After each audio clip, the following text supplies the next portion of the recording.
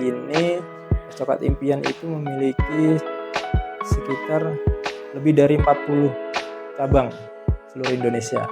Kalau rata-rata harian itu kira-kira sekitar 3-5 juta per hari. Itu untuk rata-rata. Jadi ada juga yang sampai 8 juta, 10 juta, tapi ya rata-rata sekitar 3 juta, 5 juta.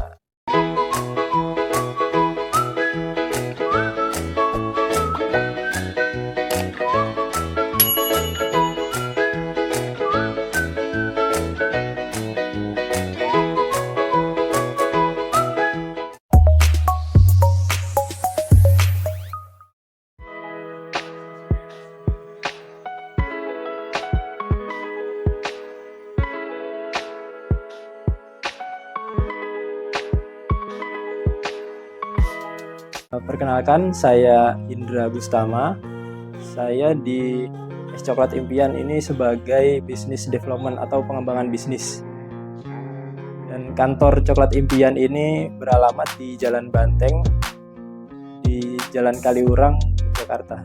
Jadi awal mulanya Es Coklat Impian ini dulu kami kan tergabung beberapa orang ini sebelum membuat atau membangun usaha Es Coklat Impian itu sebelumnya pernah juga membangun usaha kroffel. Jadi ini ya kami istilahnya sebagai wirausaha pemula lah ya. Jadi selalu mencoba-coba ini produk apa atau bisnis apa ini yang bisa kami jalankan. Jadi waktu itu ada tren kroffel, terus kami jalankan kroffel, tapi makin lama trennya makin menurun dan kami sudah kehabisan dana lah istilahnya, atau sudah kehabisan ide untuk pengembangan kroffel ini. Nah, jadi sampai di awal 2022 itu kami mulai cari-cari lagi apa sih bisnis apa lagi nih yang kira-kira bisa kami jalankan. Nah, karena kroffel saat itu sudah redup gitu ya. Trennya sudah habis. Nah, waktu itu kebetulan kami juga melihat di Jogja ini mulai, bahkan mungkin bukan di Jogja ya, di Surabaya kami mendengar ada produk namanya es coklat jadul gitu, es coklat yang didampingi dengan roti. Nah, terus kami lihat juga di Jogja ini sudah ada waktu itu sudah ada yang membangun bisnis serupa, dan kami mencoba, ternyata produknya lumayan enak. Nah, dari situ kami melihat ini kayaknya bisa jadi bisnis baru atau tren baru nih. Dari situ kami mencoba meriset lah produknya, coklatnya, dan coklat yang enak tuh kayak gimana, dan juga nanti pengembangannya akan seperti apa gitu. Nah, di situ di awal Februari atau di akhir Januari itu, kami sudah mendapat resepnya lah, racikan coklatnya, coklat yang akan kami jual itu seperti apa, dan juga produk rotinya. Jadi Es Coklat Impian ini untuk ownernya sendiri itu Mas Irham. Ya, modal awal tadi kan saya sebutkan modal awalnya itu minim. Itu mungkin kalau dihitung nggak nyampe 10 juta. Nah, itu ya memang karena waktu itu dana kami juga sudah mulai habis dengan tren kroffel atau penjualan kroffel yang makin menurun, dan kami juga mengalami kerugian di situ di usaha kroffel. Dan akhirnya ya dengan peralatan yang ada, terus juga dengan modal yang seadanya, itu kami berusaha untuk mencoba bagaimana caranya dengan peralatan dan modal yang minim ini kami tetap bisa membuka usaha yang baru. Untuk kerugian kroffel mungkin nilai pastinya saya juga masih kurang tahu ya nilai pastinya. Yang jelas di situ kami ada kerugian bahan baku karena bahan bakunya tidak dijual. Itu kerugian boot kami sudah memesan beberapa boot namun tidak sampai terjual gitu, karena trennya sudah menurun dan mitra-mitra atau calon mitra tidak jadi membuka usaha kroffel. Jadi seperti itu. Oke, jadi di awal itu kami mendapat pinjaman tempat. Nah, itu kebetulan itu rekan atau kenalan dari ownernya, kenalan dari Mas Irham. Dia ada tempat yang juga dia dulu pernah berjualan di situ atau membuka usaha di situ, tapi usahanya tutup atau gagal gitu. Jadi tempatnya terbengkalai, kosong. Nah, beliau menawarkan menawarkan kepada Mas Irham untuk dibuka usaha. Nah, kebetulan saat itu kami juga berencana untuk membuka usaha. Jadi ya alhamdulillah ada jalannya, dipertemukan lah. Alhamdulillah tempat waktu itu sama sekali tidak membayar apapun, hanya membayar ya seperti air atau listrik. Pertama di Lempuyangan, di outlet kami yang pertama di Coklat Impian Lempuyangan. Dan sekarang yang punya atau pemilik tempatnya itu jadi mitra kami. Jadi kami menjalankannya dengan sistem kemitraan sekarang. Untuk es coklat impian, jadi dari awal produk kami itu selalu mengutamakan kualitas. Jadi kami lihat es coklat yang lain gitu ya, yang mungkin referensi dari kami atau bahkan ya es coklat yang jadi inspirasi kami, itu produknya mungkin terlihat encer karena es dan coklat dan es batunya itu dicampur sebelum dihidangkan ke konsumen. Tapi kami memiliki prinsip coklat kami harus rasanya selalu konsisten dan kualitas yang terbaik gitu. Jadi untuk sampai ke konsumen itu coklatnya memang benar-benar coklat murni. Jadi begitu. Nah, makanya kami memakai sistem pakai termos atau teko gitu. Dan es batunya ketika dipesan atau di order oleh konsumen baru kami campur dengan es batu. Jadi di situ kami bisa menjaga kualitas rasa. Dan itu berbeda dengan es coklat yang lainnya saat itu. Namun sekarang es coklat pesaing itu juga mulai menerapkan cara yang sama. Nah, untuk produk andalan kami waktu itu kami hanya menjual es coklat dan roti. Es coklat dan roti. Namun setelah itu mulai mengembangkan ini kalau cuma es coklat, karena waktu itu banyak juga yang mencari hot coklat panas. Jadi kami sediakan juga coklat panas. Nah, makin kesini karena kami juga tahu ya konsumen ini cepat bosan gitu. Jadi kalau produknya cuma itu aja, jadi konsumennya nanti bakalan menghilang. Jadi kami selalu berinovasi dan sekarang ada ketambahan produk kami itu kopi coklat. Setelah es coklat, hot coklat, lalu ada es kopi coklat. Dan itu semuanya selalu didampingi dengan roti. Jadi setiap pembelian produk kami selalu ada rotinya. Setelah kopi coklat, kami juga mencoba menjual selain minuman, yaitu makanan seperti camilan. Sekarang ada camilan seperti kentang goreng, siomay, dimsum, yaitu sebagai variasi lah, sebagai variasi tambahan di outlet kami agar konsumen itu keinginan konsumen bisa kami penuhi. Karena konsumen datang ke es coklat impian nggak cuma kepingin minum coklat, juga ada cemilan lainnya lah. Kan biasa anak-anak muda kalau ngumpul nongkrong itu nggak lengkap kalau nggak ada cemilannya gitu. Nah, terus sekarang ini yang produk kami yang terbaru yaitu ada soft ice cream. Jadi sekarang sudah ada ketambahan lagi produk baru soft ice cream yang saat ini variannya ada 2 rasa, vanilla dan varian dark coklat. Kalau powder coklat ya setiap hari untuk seluruh outlet kami di seluruh Indonesia ya mungkin sekitar 300 sampai 400 kilo setiap hari kira-kira ya untuk pengiriman. Nah, untuk rotinya itu setiap hari mungkin sekitar 6.000 sampai 8.000 roti setiap hari. Itu yang kami sebar ke semua outlet Pulau Jawa, Kalimantan, Sumatera.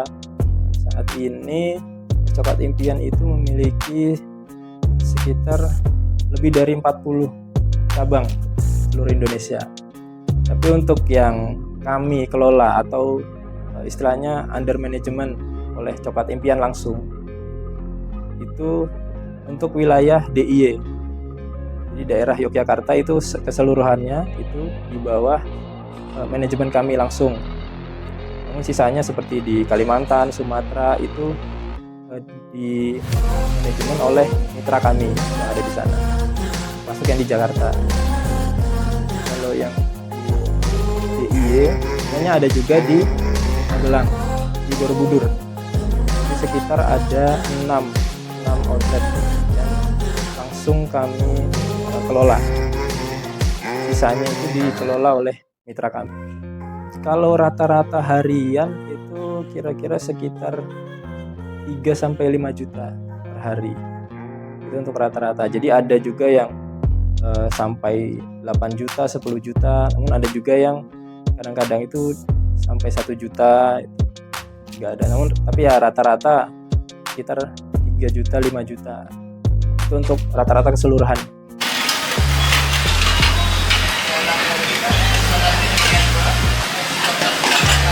Harga produk es coklat impian itu berkisar dari 6.500 sampai 19.000. Jadi tapi untuk rata-rata ya, rata-rata biasa per orang itu 13.000 sampai 14.000. Nah itu dengan omset tadi ya 3 sampai 5 juta itu kira-kira per hari bisa mengeluarkan 300 sampai 400 porsi per hari untuk satu outlet. Untuk menjadi mitra kami sebenarnya syaratnya cukup mudah ya. Yang pertama, mitra sudah mempunyai tempat untuk berjualan, dan untuk biaya kemitraan itu untuk saat ini biaya kemitraan kami sekitar 35 juta itu untuk 1 tahun. Setelah itu jika sudah habis masa kemitraan untuk 1 tahun masih bisa diperpanjang untuk tahun-tahun berikutnya dengan biaya yang sama. Mitra kami semuanya mendapatkan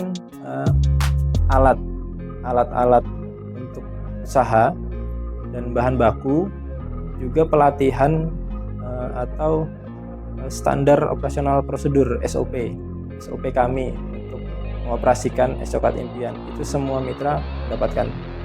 Sebenarnya es coklat impian ini tiap kota punya target market yang berbeda, karena masyarakat di tiap kota kan punya budaya yang beda-beda. Contohnya di Jogja ini masyarakat mayoritas itu pemuda atau mahasiswa atau pelajar lah. Nah dengan budaya mereka yang suka nongkrong, kumpul, itu menjadi target market kami. Namun juga kalau di daerah Jogja ini juga terkenal dengan wisatanya. Nah jadi di daerah Jogja ini kami juga menargetkan wisatawan. Makanya kami mencari lokasi-lokasi yang dekat dengan objek wisata. Contohnya di alun-alun Kidul dan juga di daerah Prambanan. Nah, jadi memang strategi marketing kami juga memfokuskan untuk daerah Jogja ya, fokuskan di wisatawan dan pelajar. Itu untuk daerah Jogja. Tapi untuk mitra-mitra lain itu seperti di Jakarta atau di Surabaya, itu justru target marketnya bisa jadi berbeda. Kalau kami lihat ya di Jakarta itu biasanya banyak juga para pekerja. Jadi pekerja istirahat siang atau para pekerja yang baru pulang kerja itu nongkrong dulu di coklat impian. Jadi target market tiap kota itu berbeda. Dan itu juga yang jadi concern tim marketing kami.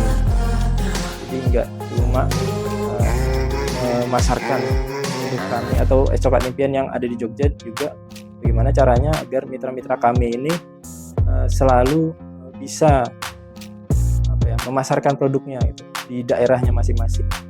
Sebenarnya dengan ya zaman sekarang era teknologi sosial media itu menjadi senjata utama sebenarnya untuk pengusaha-pengusaha. Jadi sosial media itu seperti dunia tersendiri gitu. Jadi selain dunia nyata yang kita jalani tiap hari, juga ada dunia sosial media, dan di situ bisa jadi cara atau alat untuk memasarkan produk kami. Jadi memang dari awal kami marketing kami khususnya itu sangat gencar mengiklankan atau mempromosikan coklat impian itu di sosial media. Dan itu kembali lagi ke target market kami yang pelajar atau mahasiswa dan juga wisatawan, karena mereka semua pasti punya sosial media. Cara kami agar bisa terus bertahan di Es Coklat Impian, yang pertama kami harus menyadari dulu bahwa produk es coklat ini layak nggak sih kalau untuk menjadi produk yang dipertahankan itu. Karena kami juga belajar dari Croffle, itu kan produk Croffle itu hanya produk musiman, bukan produk yang bisa dikonsumsi setiap hari gitu. Produk tren lah. Jadi begitu trennya hilang, ya bisnisnya juga hilang. Nah, sedangkan di Es Coklat Impian ini kami menyadari kalau es coklat ini sebenarnya produk yang sudah ada dari dulu, bahkan dari nenek moyang kami juga sudah ada budaya untuk minum es coklat atau minum coklat. Nah, jadi kami lihat di sini sepertinya coklat ini bisa tahan. Nah, memang nggak sebatas itu, kami juga selalu mencoba mencari inovasi produk baru atau cara baru yang bisa meningkatkan bisnis kami dan juga bisa menjawab kebutuhan konsumen. Oke, buat teman-teman semua yang penyuka coklat khususnya ya, dan mungkin kalian belum pernah mencoba Es Coklat Impian, ya, kalian bisa cek Instagram kami di Coklat Impian. Nah, di situ kalian bisa melihat di mana saja outlet kami dan kalian bisa mencoba produk kami. Dan untuk teman-teman juga yang berminat untuk bermitra dan membuka bisnis Coklat Impian, bisa langsung menghubungi kontak person di Instagram kami.